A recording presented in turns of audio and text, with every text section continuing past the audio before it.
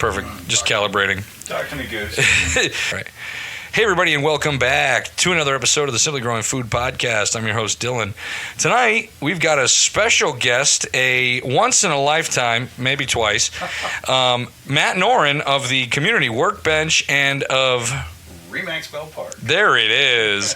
We're going to be sitting down and having a chat. Now, you might not know him, but you're going to by the end of the show. That's what's coming up on the SGF. Stay tuned.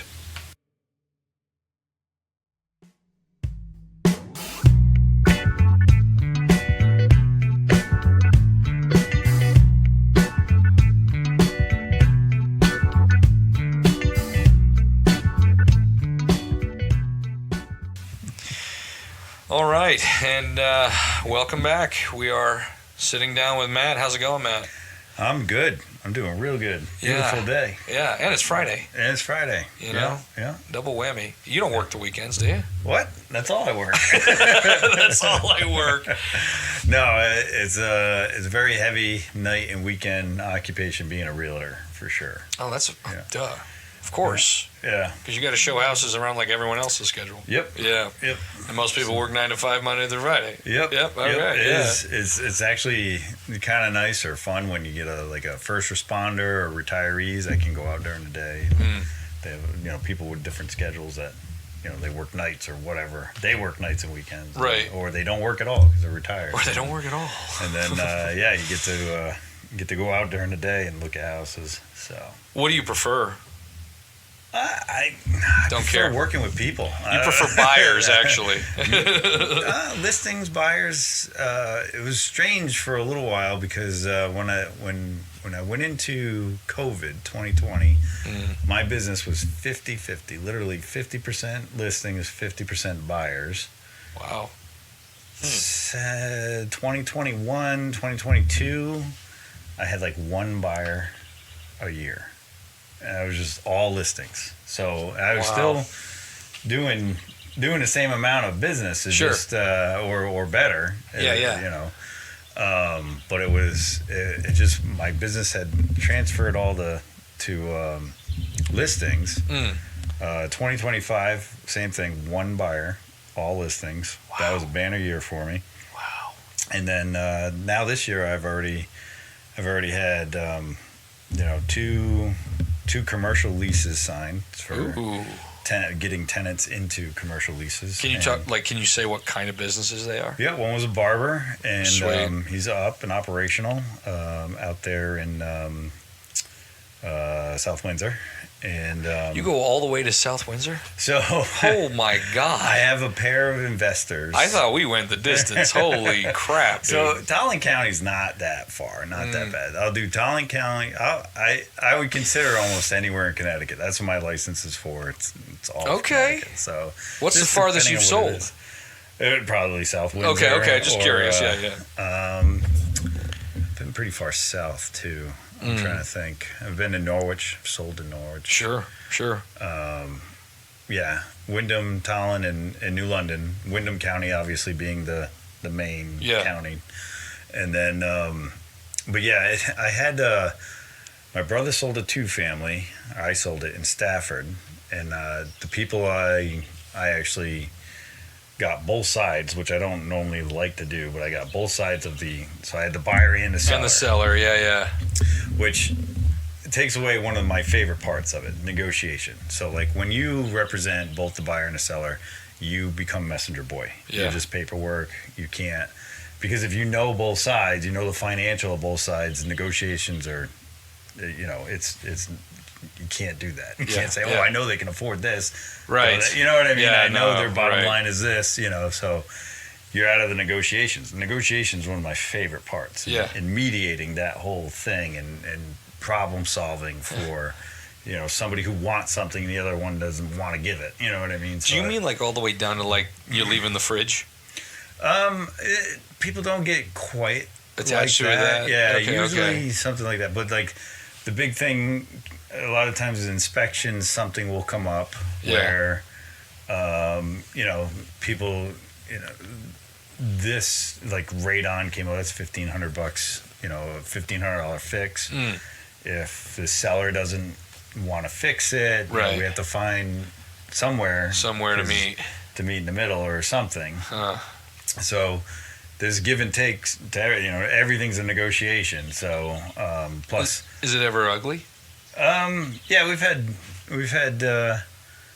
had people, walk away or just say, no, I'm not doing it. They back out kind of. I want to say like the smallest one that I've ever seen somebody walk away from was over, I think it was like $2,500, some $2,500 fix. Oh man. So like usually if we're under that threshold, we're gonna make a deal. We're gonna make something happen. We're gonna make this happen. Yeah, and we're not walking out of here without a signature, guys. But I mean, to me, that part when you get to be on somebody's side, and negotiate for them, and just from one end of the transaction to the other, to me is I love that. I love being the kind of protector of it, and especially if you can negotiate a certain amount of money that washes your commission.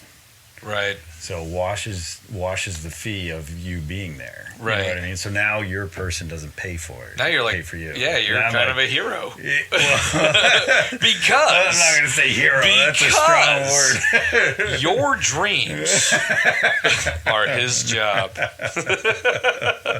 No, that's smart. I didn't even think of that. To me, hero is somebody saving lives. That's not me. I'm not saving your life. I'm saving your investment. So that's like a dream. But that could really mess up life. Dreams are. I'm just saying. Bad investment. See it all the time. Yeah. Do you? So when I sold my place, I told you the story. My only experience with realtors. Aside from you, but I guess like on a professional, like I'm using a realtor to like change my life. Yeah. It was not great. So I've decided that, if I ever have to cross that realtor bridge, I'm only going to call Matt Noren. Thank you. I appreciate that. My heart. And his heart grew 3 sizes that day. No, I think it's cool. And you've changed my opinion. On real estate. On realtors. Okay. So, good job on that. I will say, in this area, I feel like we are blessed. Even if I wasn't a realtor, there's only a handful of them that are real sharks, and they always are bridge burners or just that sleazy salesmanship. There's just not that many. A lot of them are in it for longevity of the career that I've worked with. You know what I mean? I mean, yes, sometimes you get the rookie that's going to sell 2 houses and then say, this isn't for me. Right. That happens. It's got to. But that's not somebody with bad integrity. That's just somebody that tried it. It's not for them. And it's just not for them. Yeah. And that's fine. But around here, like, if I'm not getting the buyer this round, or you know what I mean, if I didn't get this listing, because I was competing with another realtor, and that other realtor connected with that seller better or whatever the reason, I'm sure that happens. The reason why not one person is going to be everybody's realtor. You can't do it. So, but I may not get that listing, but I may have the buyer next week for that listing. You know what I mean? Yeah. And so, like, you can't, like, cut, or if you're in a deal with somebody and it's not going well, and you just can't keep burning bridges, because, like, inevitably you're going to work with that realtor again. Right. You know what I mean? Yeah. And you're going to probably work with the clients again. Right. The average person moves like every 7 years or something like that. Is that true? Moves 7 times in their lifespan. I think that's it. The average person moves 7 times in their lifespan. Wow. It's kind of like taste buds, right? So, taste buds change every 7 years. Isn't that what they say? I'm not a biologist. Are you sure? How do you know? I don't know. I seem to be able to eat anything. Not picky about food. So you actually have like a little bit of a hidden weapon when it comes to being a realtor. Okay. I think. I'm listening. And that's because you were a contractor before that. Yep. I was a carpenter, contractor for hire. Right. Yep. How long did you, so you're out of, okay, so you go, all right, guys, little deep dive on Matt's life. You go to tech school. Yep. Okay. Ellis so Tech. Fresh out of tech school, what are you doing? So I went to Ellis Tech for architectural drafting. Right. And then when I graduated, I immediately went to work for Woodstock Building Associates. Okay. Local builder up in Woodstock. Still there? Yep. Still there. They're still there. Wow. Oh yeah. Yep. They're doing great. They got a big new office right on 171 up there. Yeah. So they are a turnkey builder, custom housing. So I was on framing crews. I was on finish crews. I was actually on an odds and ends crew. So when you have, what do they do? So when you have a lot of houses going up, I mean, this was during. So we had a building boom in this area from. Yeah, I was going to say, what years are we talking? So right 02 now? was when I started. Okay, and it was already kind of full throttle. Right. And then didn't die down until 07, 08. Pop. That bubble burst. Yeah. It's not funny. So it happened. It's not funny though. I'm sorry. Yeah, it was a wild time. Yeah, it must have been. So when I worked for Woodstock Builders, they had anywhere from 15 to 20 houses or additions or renovations going at one time. It was It was quite a bit, and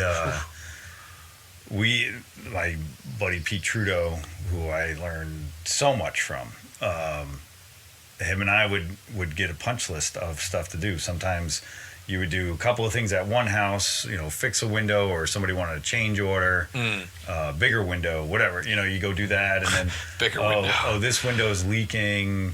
From because you have a builder's warranty for over a year. I mean, for a year after you build. Plus, WBA just never left anybody hanging. It was a really cool thing to see. Like I went and did burn holes. I went and fixed burn holes in the lawn. That we put in. Yeah, he was just like, I'm not gonna. The product is gonna be a good product. That was his. Wow. That was his thing. Yep.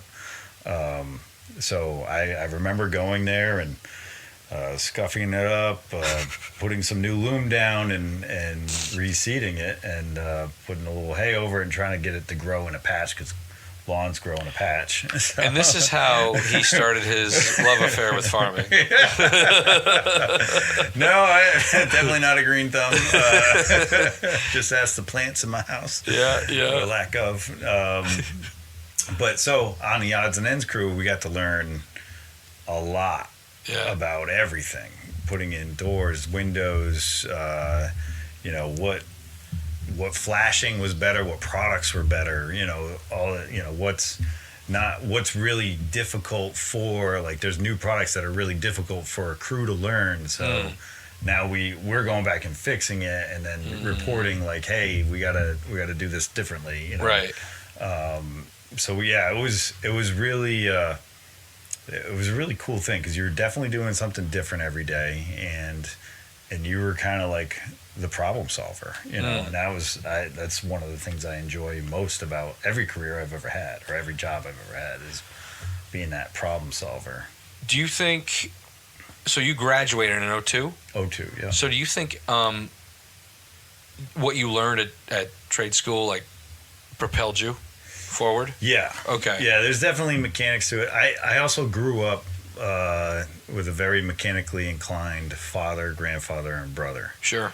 So, and my grandfather made toys. So he retired in '85. Are those the ones? Those are the ones in my That's background. Awesome. Yeah. So he made napkin holders and toothpick holders and dump trucks and made big beautiful train, bunch of designer birdhouses. Yeah, like general store birdhouse. Yeah, a bunch of different stuff. Bird chateau. Yeah. Nice. All kinds of just those little things. So I grew up. We were there a lot, like weekly. So like got to see all of it, a lot of those different things in his little shop, and I have most of his tools from his shop too now. I inherited them, so Those must be like old. Have you dated any of those? No, they're old though. The lathe that sits behind the guests in my studio is my grandfather, where he made his wheels for the trucks and stuff like that. Yeah, see, that's so. Is there like a type of name for that type of carpentry? I mean, you're building not like. I mean, toy maker, craftsman, furniture. Okay. And I've taken classes for furniture. I've done some furniture. I also, at one point, after the 2008 went down, I actually found myself on the coast working for a Niantic awning company, and I it's basically a roof. An awning could be a roof. Right. Steel pipe rafter. I feel a sales pitch coming. Steel pipe rafters, but then the sheathing is canvas. Yeah. So I learned how to make that too. I was a seamster for Niantic awning. Wow. The seamstress at the time went out for 6 months with a shoulder rotator cuff surgery. So they taught me, and I did all the canvas work and fabrication for them during the time I worked there. Wow. Worked there, I think 4 seasons, because you got a couple of months off in the winter for Niantic awning, and then then after that I went back to Swinging a Hammer for Brett Krzyzewski and Sigfridsson Wood Products. The old Sigfridsson. Yeah. Here we are. So Sigfridsson. So I worked for Brett Krzyzewski, who's a sub of Sigfridsson. Sigfridsson's not only produces wood products with a mill in Brooklyn, they GC barns and post and beam work. They're our nearest neighbor through the swamp. Oh, okay. Their property abuts like ours, or whatever. Yeah, so great people. After that, so I learned post and beam, which was cool, from Brett and Sigfridsson. And then I actually got a job as a resident carpenter. And in Vegas? Nope. I was a resident carpenter at a private school. Oh. And had that to me felt like my end game gig. Dude, that's the first thing that came to mind. I'm like, why did you leave that? So they had a certain amount of projects they wanted done. And instead of hiring a GC and spending more money, they hired an employee. And spent similar. A year and a half later, they got it all done, and then said, we're all set with the your 86, services, sir. the Norin. So, see ya, dude. So I was like, all right. Thanks for the new pews.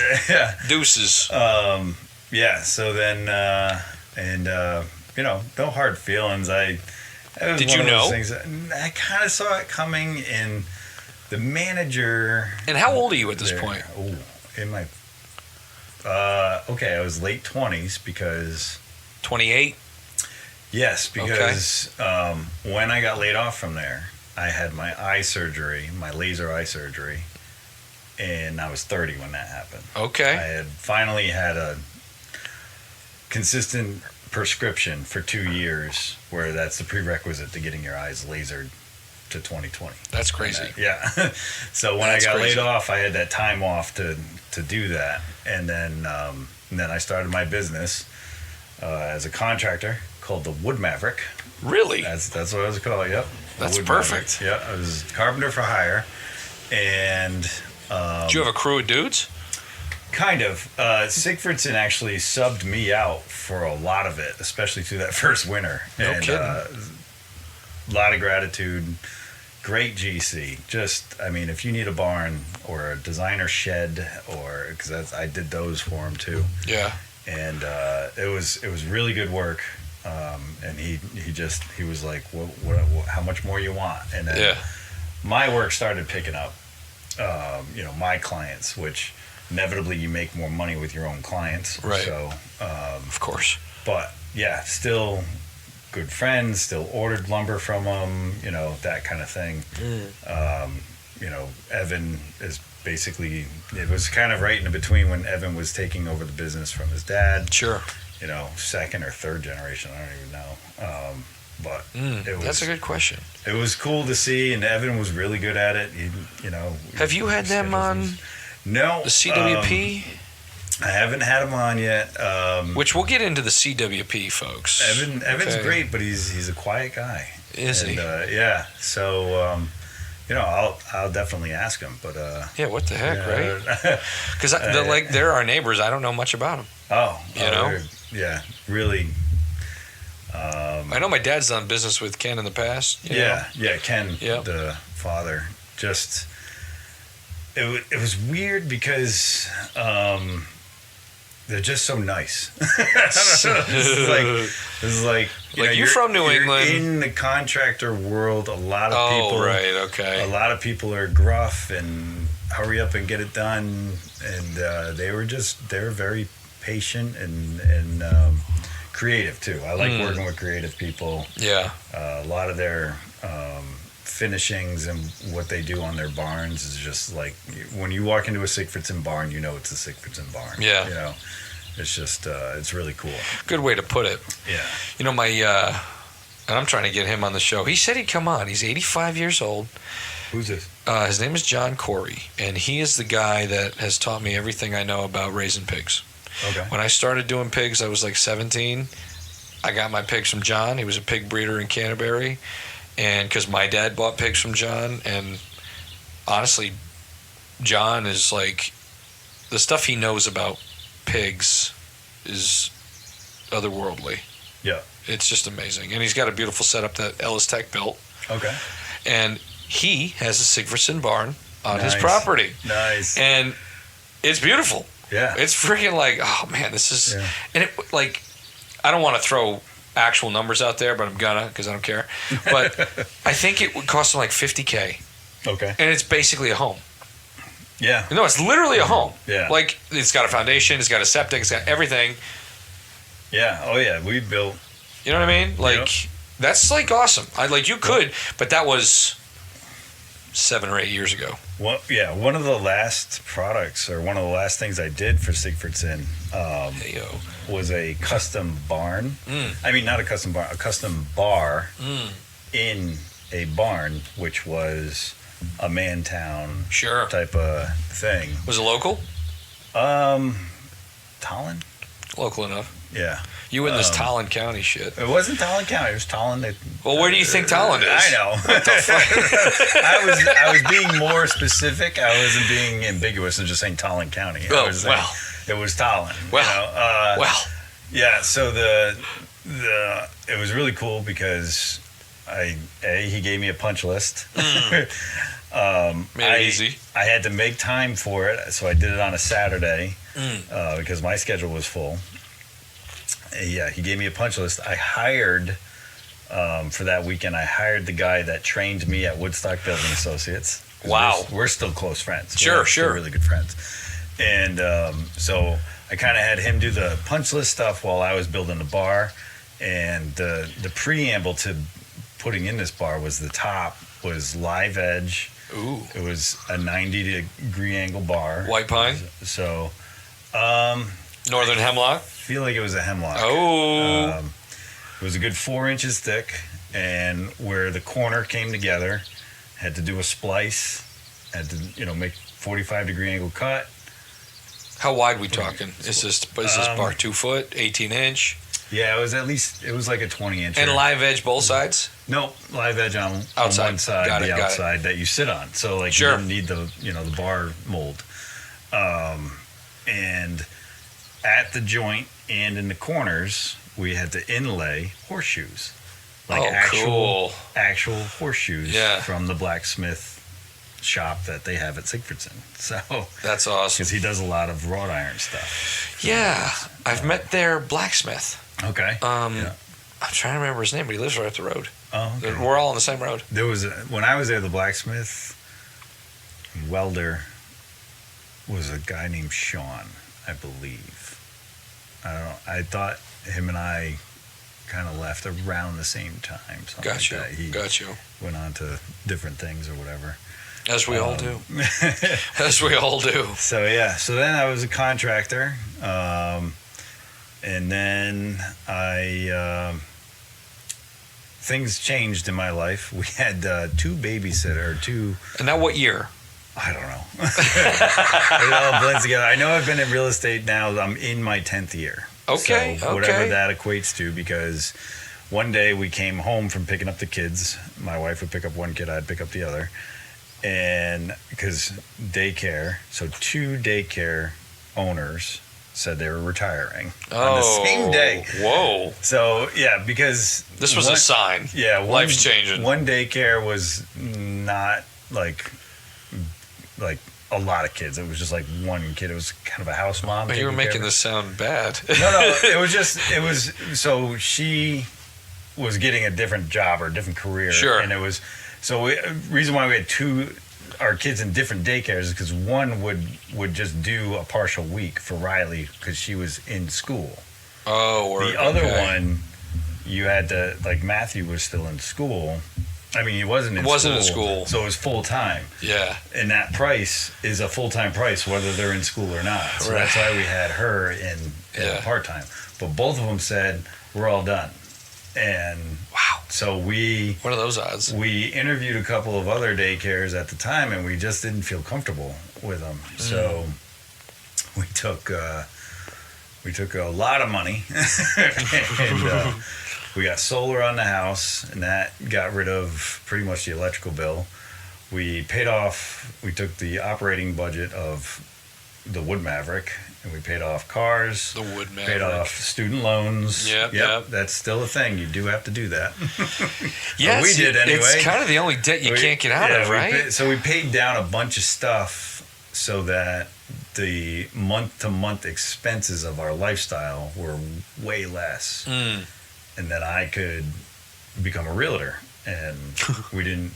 So obviously, when you start a new career, you're not going to be making. Yeah, you're not at the top of the food chain. Yeah. So we had that relief, and then real estate has given me a lot of flexibility to be with the kids, run the kids around, be Mr. Mom, Mom, that kind of thing. So, it's been a blessing. Yeah. And it really has been like, I found out what I really liked about it. It's not necessarily owning my own business. It's the fact that I work with people. Well, I had this thought the other day when we had talked about like having a chat, and I'm like, is it your own business as a realtor?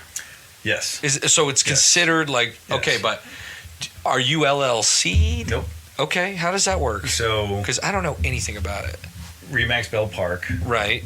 Realty. LLC is a broker, and when they're a different license, they're more education, more liability. They carry the errors and omissions insurance.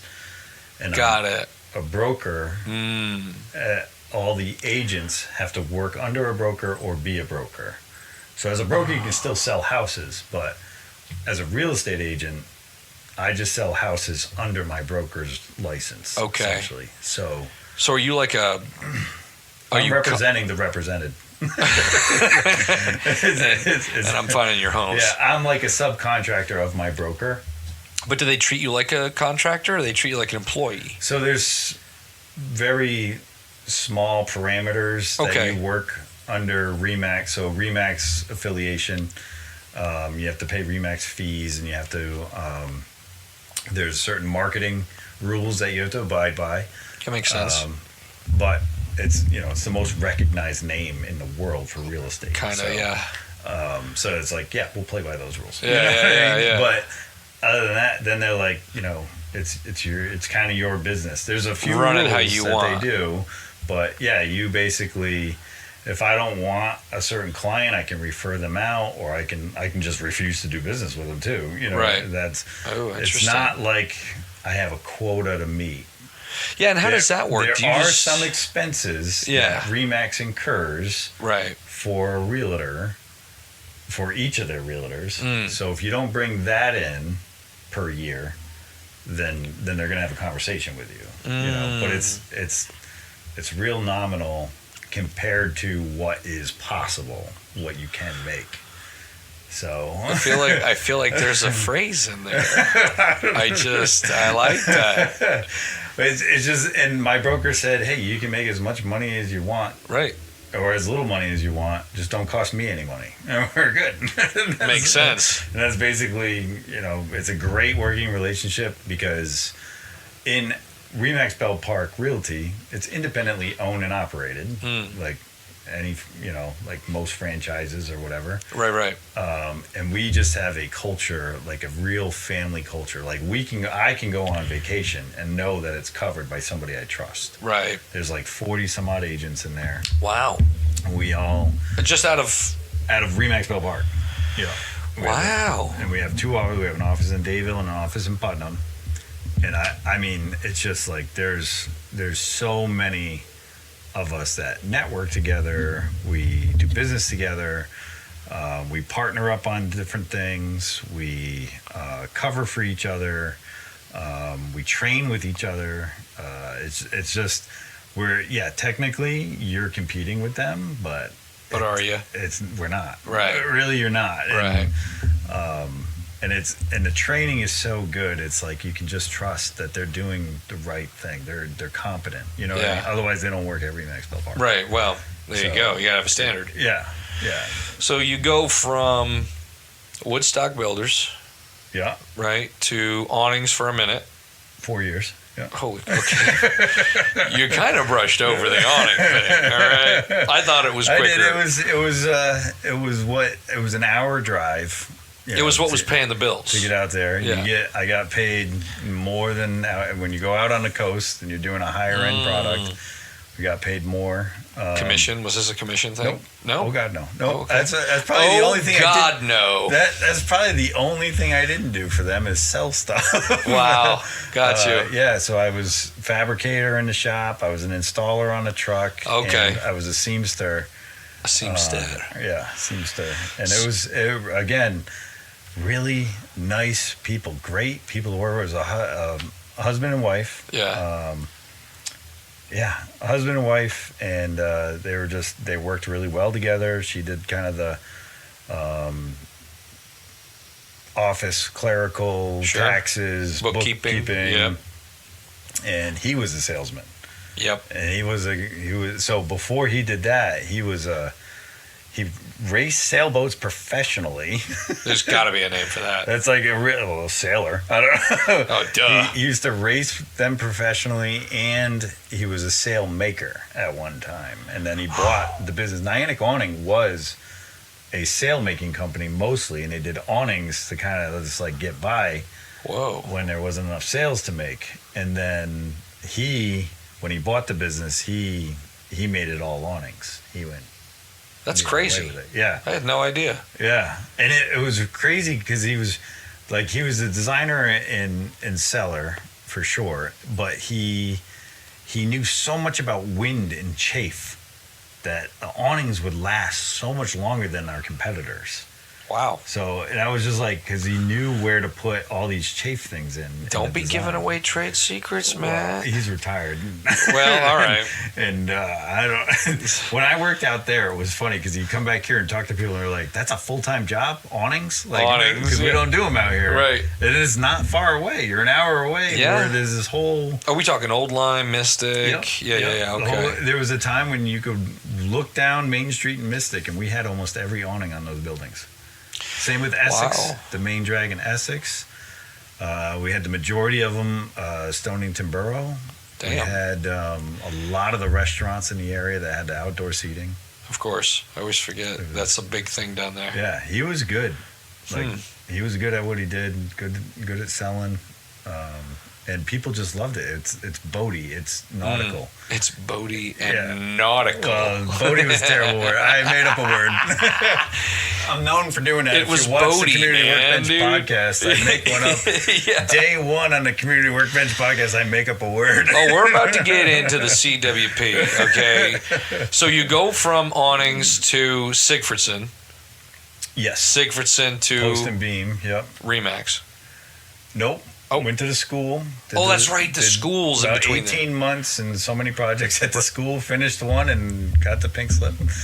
And then, I went out on my own, swinging a hammer. And, and then eventually had to basically shut that down. I actually had a year where I was contracting and being a realtor, and that really was awful. Yeah. And it's like, so people ask me now, do you still do any of it? And I'm like, no, yeah. I really don't.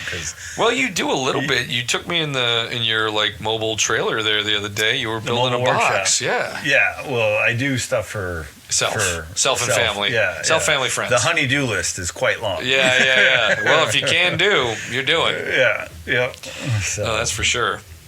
Interesting. Yeah. Okay, so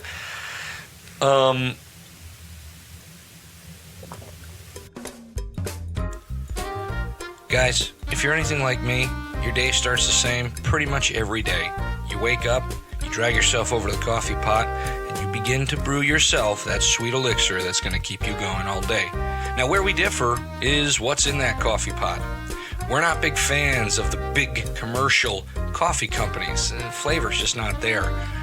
We're big fans of Two Dogs Coffee Company, and for the past 2 seasons, that's all we've been drinking. And I mean literally 2 seasons, 2 full years.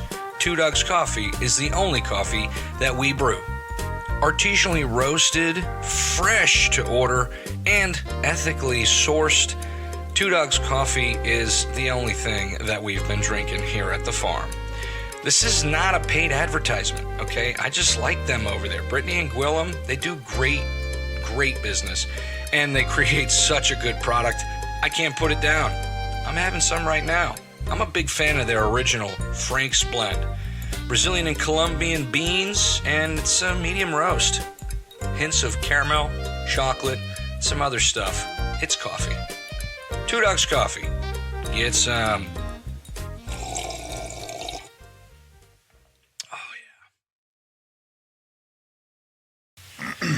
So you got the honey-do list. Yeah. And you do stuff in the trailer. Do you have a name for the trailer? Mantown. I don't know. Mantown. I don't really have one. It's pretty impressive, folks. He gave me a little tour the other day. We're on now. Yeah, we're on. He gave me a tour the other day because you were working on a box for your family's cabin. Yes. Right. We're up in... so my aunt married into a family that has a cabin up in Maine that we go to. Word. Love it. It's one of my favorite places on earth. Probably my favorite place on earth. Wow. Especially watching my kids grow up there on vacation and stuff like that. It's just even more so. Yeah. You know, before the podcast we were talking about, you know, you can be anywhere in the world, but if you got good people just sitting there hanging out, talking, it's perfect. That's all that matters. Well, that coupled with the sea air that smells different. I was at the beach today. It doesn't, in Connecticut, it does not smell the same as the pine forest and ocean air of where we go in Maine. And do you think it's the pine or do you think it's EB? What do you, no. In Maine, it's the pine in the ocean. So do you think it's the lack of pine or do you think it's the EB? I won't disparage a company.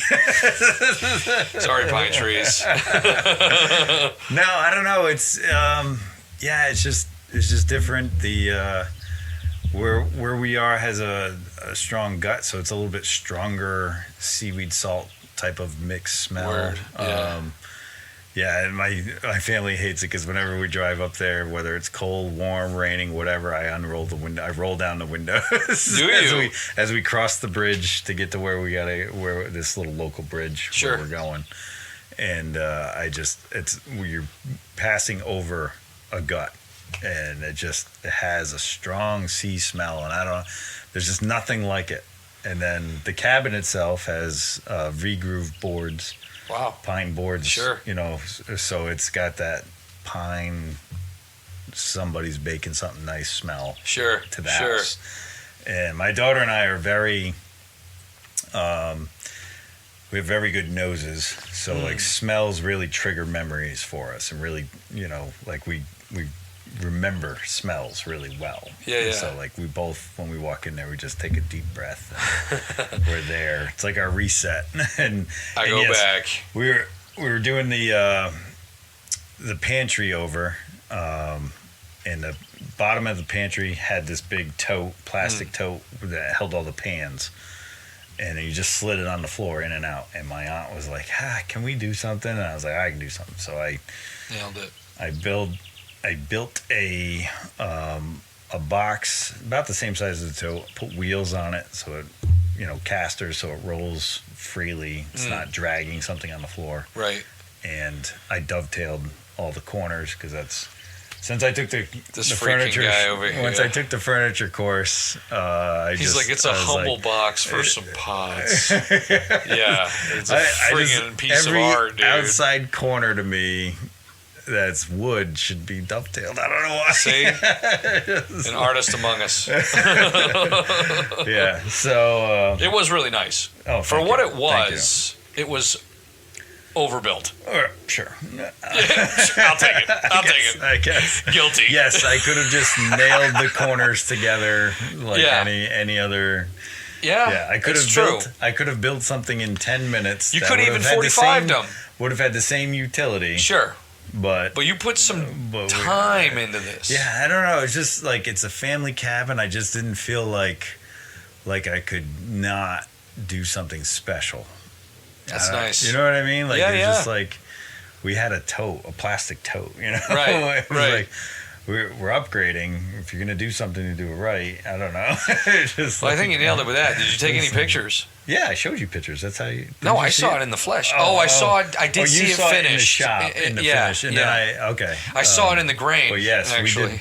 We did. We took a few pictures, and another carpenter that frequents the same cabin, family friend. Sure. Redid the door, so he bought 2 new doors for this pantry, so they open like French doors, and he put spice racks on the inside of the doors. Utility. So, yeah, that's nice. That's nice spice. So, all right. Now you're a realtor, and now you're running the biggest local podcast from your basement. Okay. And now take me through the conception of the CWP. All right. Community Workbench Podcast was... so I love people watching, working with people. That was one of the big pushes for going from carpenter to realtor. As a carpenter, I got to work with people in their houses and build nice stuff for them, that kind of stuff. But you're gaining friends or clients that could be once a month, once 2 months, depending on how big the project is. Now, as a realtor, I can gain way more often. Oh, yeah. Whether they're doing business with me or not, you know what I mean? It's just way more networking, way more social. So it was your love of networking. Right. So. Okay. So. I like that. And then also, you really get to see how far local charities go for the community. And that was really cool to see. And then I was like, well, I really want to contribute, Yeah. And so I actually didn't. It was like during COVID that somebody sent a podcast to me. It actually happened to be Rogan. Of course. And I was like, huh. That's when it happened for me too. He talks to people, and if they have a business or something, like they blow up. Right. Like, it's it's crazy amount of bump. Right. Crazy. And I was just like, I want to do that for local businesses here and local charities. Mm-hmm. Like I want, we have too many local businesses that get overlooked. Yeah. Around here. And maybe they don't know how to spread their reach. Maybe they're not good with social media. We're New Englanders. We're New Englanders, all right? Yeah. I met the guy that sold Scorpion screws here. So really? Yeah. He's like... Wow, that's a separate podcast in itself. He goes, I've sold Scorpion screws all over America, all over Canada. And he said, I could not sell one screw in New England until I gave them a free bit. Wow. So Scorpion screws had the square bit. Yep. And to get a New Englander to change from a Phillips to a square bit, He said it took giving them a free bit. Otherwise, I could not sell a screw. Do you know? And I was like, "That's New England. We are, hardy, stubborn. That's that." It's so funny that you're just talking about drill bits because we took a sailboat here and just and winged it. Rocky soil in the winter. Yeah, we're gonna grow crops here and live here. We're gonna farm right here. Yeah. This feels good. So that's like kind of the tale. It took me 5 years to switch from Phillips to hex head. Hex head. Oh, Starbit. Starbit. Yeah. And I love it. Yeah, going from now they're kind of cocky. Like they're going right from square to Starbit. You didn't give it a couple decades. Like, I understand. Like and I don't know. I understand why the different bits. I guess it makes sense to me. But man, when you don't strip a screw. Yeah. When you don't strip a screw and you can feel accomplished. And when you're doing stainless steel screws, like I was out on the coast, a lot of stainless steel fittings. It's like, okay, what's going to make it not strip out? Mm-hmm. And that was definitely square bit and then square bit. Starbit kind of came in as I was getting into real estate. And every box comes with a bit. Yeah. Yeah, that's because of us New Englanders.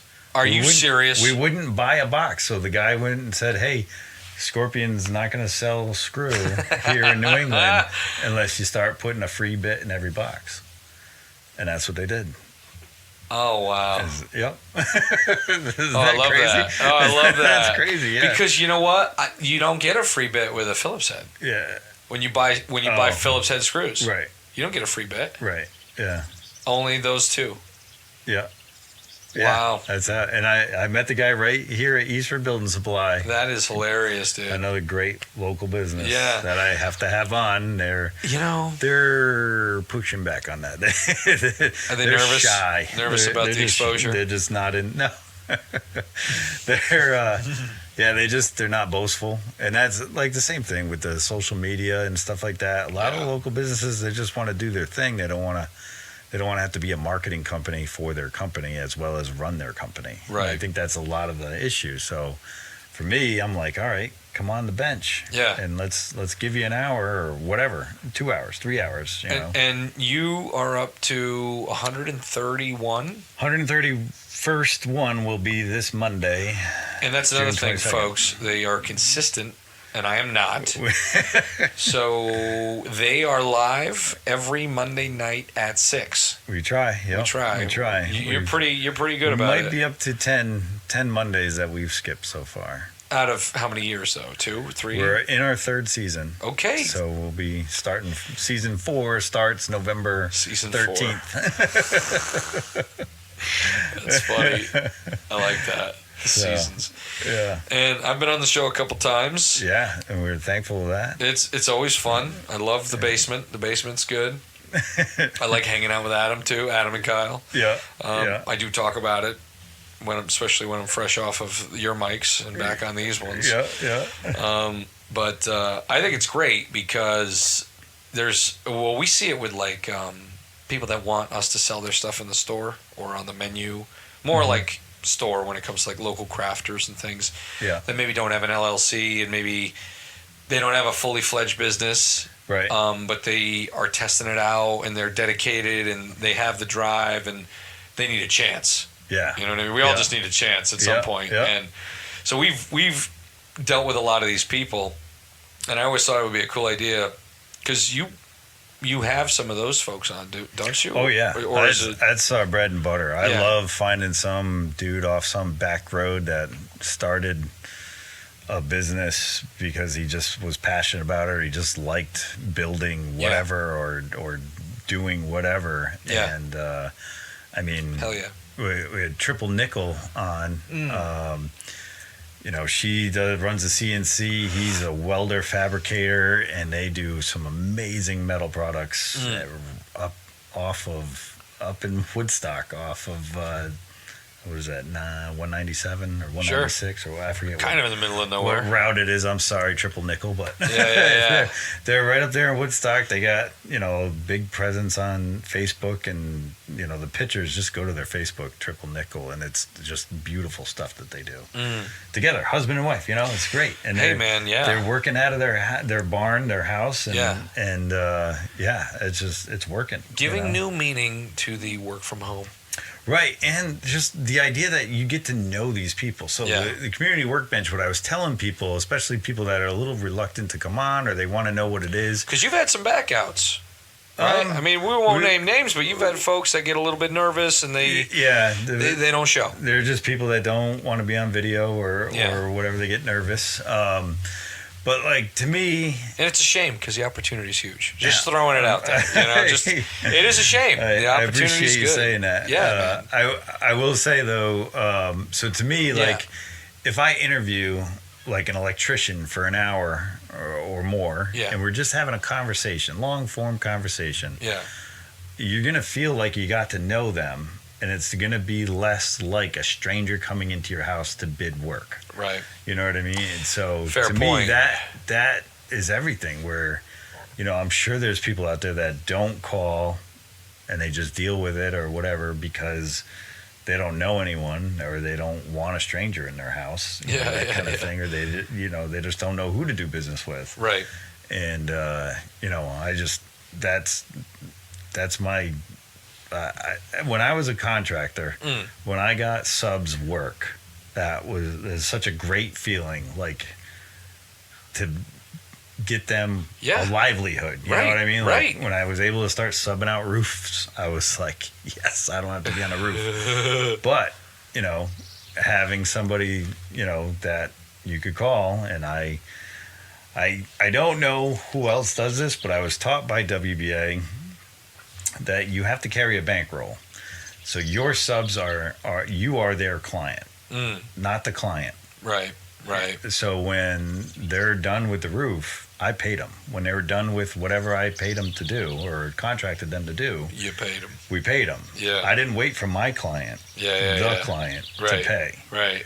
And makes a difference. And then when there was an issue or something, they picked up the phone when I was calling. Because you paid them. It was a bigger deal than I thought it was. Because I didn't think, where I was kind of brought up as a carpenter in the WBA world, it was like, roofer, you get off the roof, go right to the office and get paid for what they did. Right. And that's how I thought contracting was done. Right. So I didn't really know any different. And then you hear from the subs, you're like, oh no. No, they'll tell you flat out that we have 90 days to pay you, or we have whatever. It's like, or they'll just flat out say, hey, you don't get paid until the client pays XYZ for the whole project. Right. So that was one thing. And then as a realtor, sometimes houses need work or whatever, and it's great to refer them out and get them work. And now it's great to be every Monday just showing the world what Northeast Connecticut or the local area has. And hopefully getting them work. That's the thing is my goal with the Community Workbench podcast is, like, if you come on the podcast and you talk to us for an hour on Monday, by Wednesday your phone's blowing up. Yeah. Like, that's my, like, I would love that to be like, hey, I went on a Community Workbench podcast and now I can't keep up with work. I've had to hire more people. I've had to hire, I've had to, go to bigger vendors because we can't get the material in fast enough. Dude, I'm sure it's translated in business for folks. We've definitely made some connections. There's definitely some of the shops, like coffee shops, are carrying the local bakers. There's definitely been there was a carpenter I had on, Brandon Long. He got referred to somebody by Eastford Building Supply, and when he went to the house to bid the work, she goes, "Oh, I know you." He made some comment, and she goes, "Oh, I know you." And he's like, "What do you mean?" She goes, I saw you on the podcast. So like right there, they had a rapport, and right away. Yeah. So it was, that kind of thing is cool. And yes, I know I don't vet anybody. if you say, hey, can I come on? We just book you on the next free Monday. Yeah. That's there. And hey, Matt, can I come on? Yep.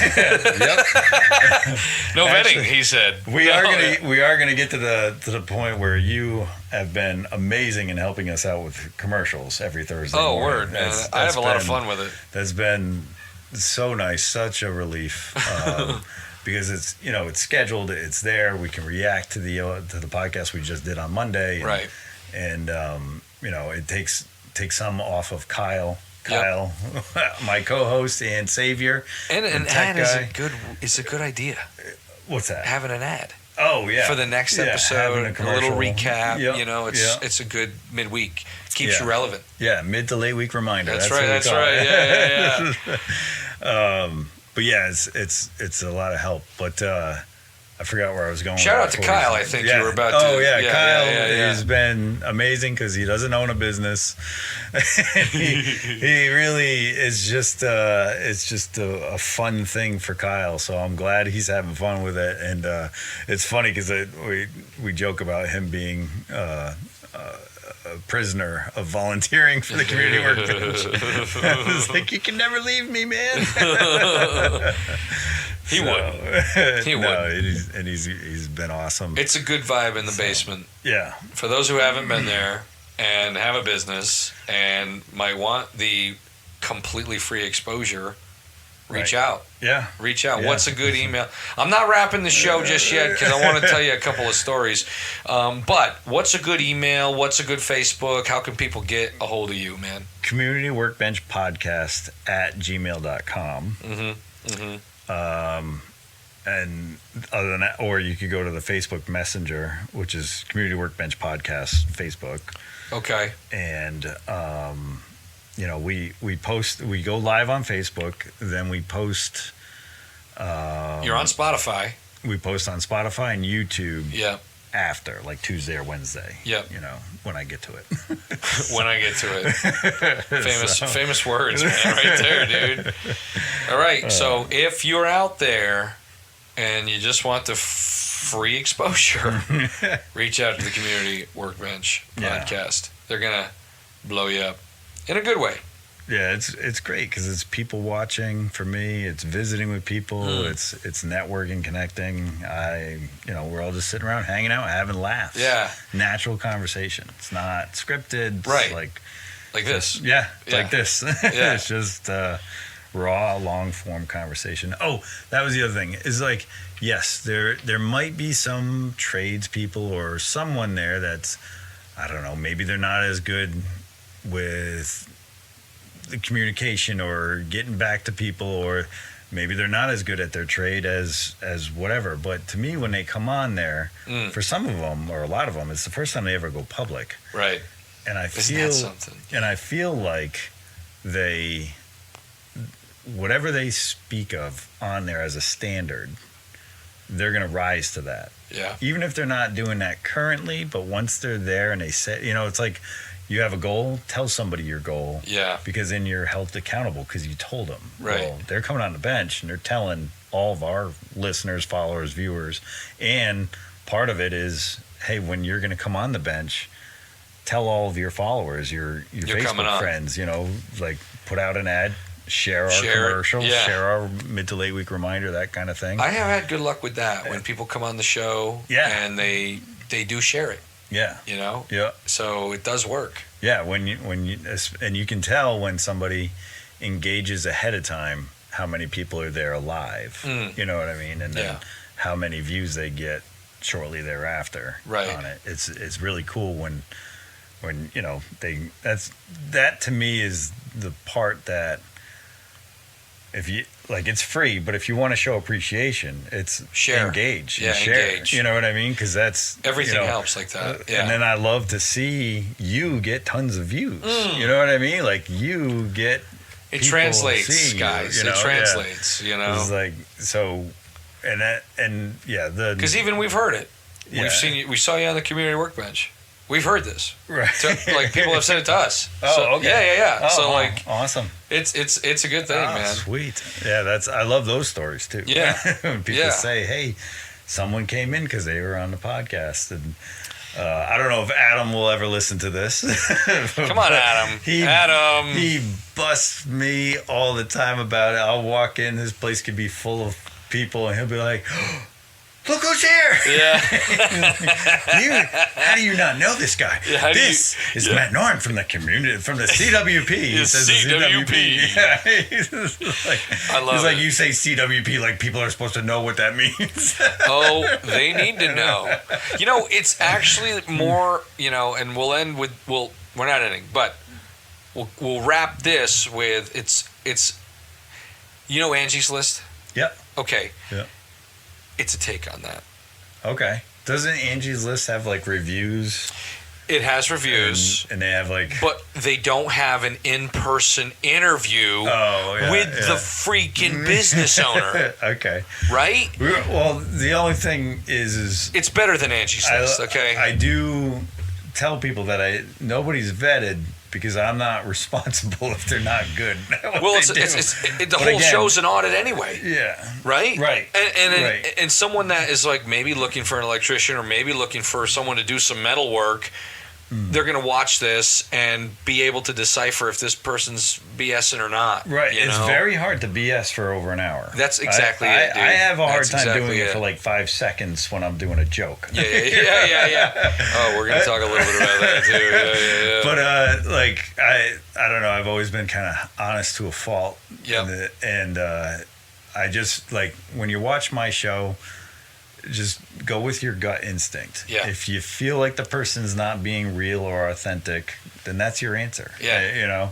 But I like to think that whatever their standard is up until the show, when they're on the show, they'll talk a certain standard and then they'll move on living up to that or trying to live up to that. Yeah. And that to me is enough. Yeah.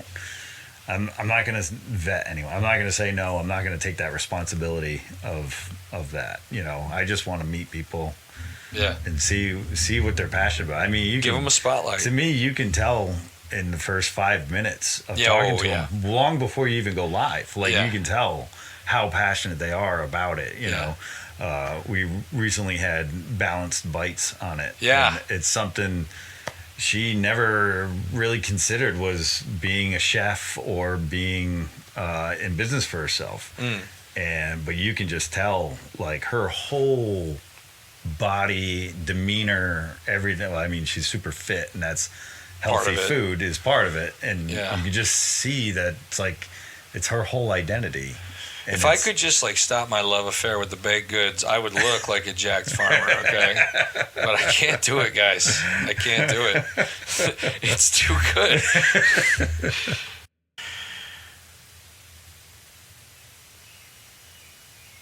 All right, and unfortunately, because I've got a tech issue here, and the issue is having a non-tech person running this thing, we lost about 10 to 15 minutes of the closing of this episode. So I'm going to just do a quick recap because all it was me telling some stories.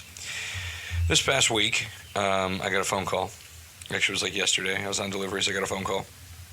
Lady goes, I'm just calling to see when your delivery for the food pantry of St. Marguerite or whatever it was will be here. And I'm like, it won't, because it's not us. We're not, you got the wrong Daigle Farm. Then she goes, oh, well, do you have the number for the one I'm looking for? This lady was in New York City, okay? She was thinking Brooklyn, New York, right? We're in Brooklyn, Connecticut, okay? And I was like, no. How would I have the number? I don't even know the name of the company you're looking for. If it's Daigle Farm, just look for Daigle Farm, New York. You picked Brooklyn, Connecticut, right? Hello, pay attention here. So she goes on and she's like, oh, okay. But so you're in New York. And I'm like, no, I'm in Connecticut, almost Rhode Island. And she was like, oh. It's almost like Connecticut didn't even exist. What is that word you're saying? I've never heard of this place. And then we closed the conversation with her yet again, asking me if I had the phone number to the Daigle Farm she was looking for. And I was just like, no, good luck. sorry. Oh, and actually the last thing she said, she's like, oh, so you guys work on national holidays. And I forgot it was Juneteenth or what have you. And I was like, yeah, well, people got to eat. So there's no holiday. We don't work. So anyway, that was weird. One of the more weird phone calls I've gotten. And it was funny because when they called, the caller ID on my phone said grace. Like God's grace. I was like, interesting. So anyway, it was a complete and utter misunderstanding. And then I got another phone call from someone who wants us to process their chickens. I don't know if you can hear Garth, our goose, in the background yelling. Must have been a pigeon. Somebody who wants me to process chickens for them also, so they called me and they were like, hey, do you label the chickens? And I said, yeah, with the weights, right? Duh. And then she was like, or they were like, do you have a label aside from that like says what it is? And I'm like, yeah. She said, well, can you put that on there? I said, no. It says my business name and everything. She goes, well, the person I'm selling them to is reselling them. And I was like, let me stop you right there, lady. Sir, ma'am, sir. No. So let me get this straight.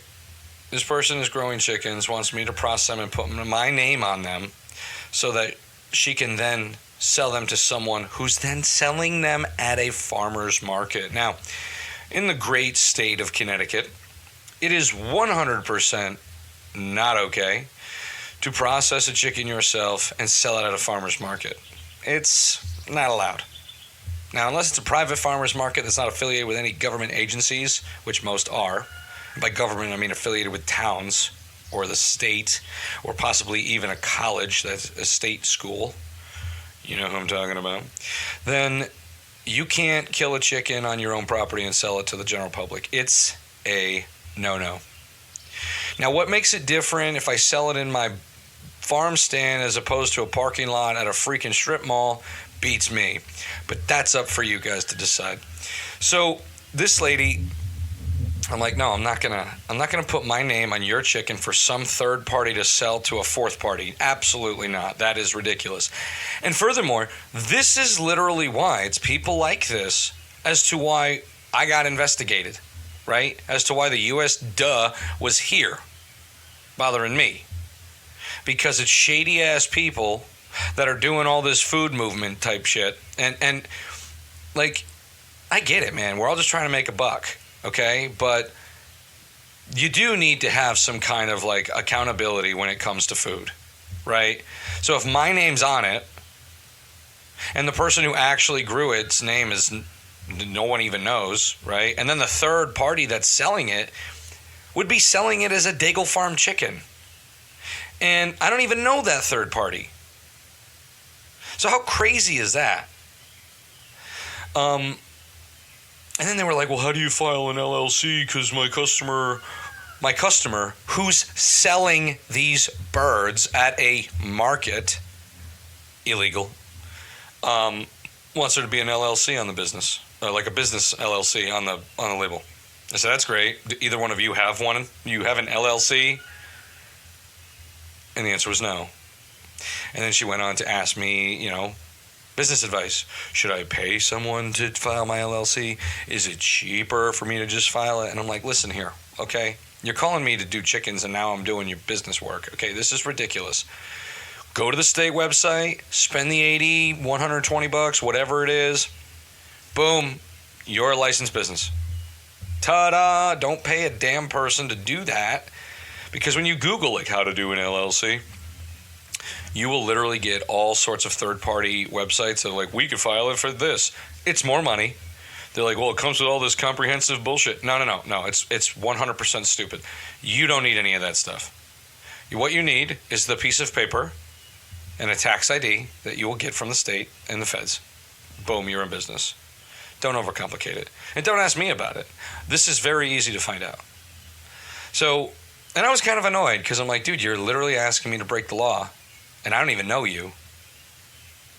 Right? And we all know what I'm saying. So there was that, and that was a weird situation. And I don't mind. I'll still process these chickens, but any more questions like that, and I'm never going to talk to you again because you're jeopardizing my business. I think even by having, just, and I don't mind putting it out there on the show because it's like, dude, this is what's going on behind the scenes. This is our lives behind the scenes. So, anyway, my whole point is I had a couple of weird phone calls this week. That one was really unique because they were just like, well, I don't really agree with the law anyway. Hey, neither do I. I think we're, shanghaied and bootstrapped by a lot of friggin' laws and regulations that we don't really need, right? But this one in particular, nobody would really know the source of these chickens. And then furthermore, the end game party, whoever that is, because I don't even know, who's selling them at a market ought to be ashamed. You ought to be ashamed. I know the markets are a joke. I know all the regulations don't make sense. So don't go. So don't support them. I don't. Don't support these entities that you don't really align with, and boom, you don't have any problems.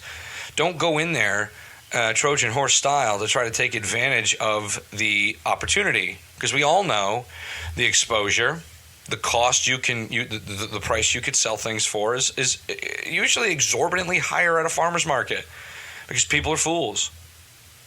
And in closing, it's just not going to happen. It's my integrity. It's our business name.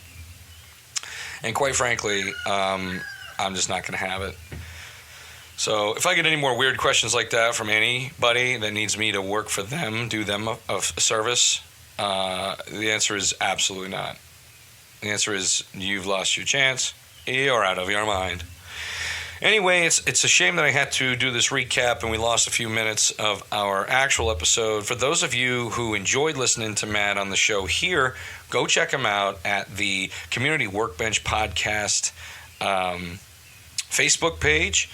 I know they have an Instagram, and like he was saying earlier in the show, I do believe it's communityworkbench@gmail.com. Now, let me confirm that because I have his email right here. I'm going to pull it up in real time. Here we go. It is... Oh, well, I guess I don't. Well, yeah, CWP. Just look them up. You'll find them. Okay, you'll find them. They're on Spotify. They're on YouTube. They're on Facebook. Check them out. It's a great way to learn about the locals in our area that are professionals in their trade. And it's a really cool show. So, that's going to do it for this episode of the Simply Growing Food Podcast. I hope you found it educational and informational. And if not, that's a shame. Bye-bye. I got all the fucking work I need. I got all the fucking work I need. I got all the fucking work I need. I got all